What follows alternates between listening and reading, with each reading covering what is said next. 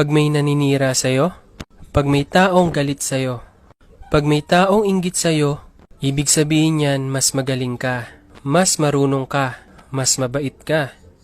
Pabayaan mo silang mainggit at magalit. Hanggat wala kang ginagawang masama, patuloy lang sa buhay. Patuloy sa paggawa ng mabuti. Dahil habang umaangat ka, mas lalo silang bumababa. Balang araw, malayong malayo ka na. Habang sila, inggit pa rin, galit pa rin. Hanggat patuloy nilang kinukumpara sarili nila, hindi sila uunlad. Kung ano mang meron ng ibang tao, kung ano man ang estado nila sa buhay, kung malayo man ang narating nila, mas mabait man sila, mas magaling man sila, huwag kang mainggit at huwag mo ikumpara. Gawin mong inspirasyon para ikaw din magkaroon. Dahil walang tao na magkapareho. Ikaw ay ikaw, siya ay siya, ako ay ako. Bakit di mo hanapin ang talento mo?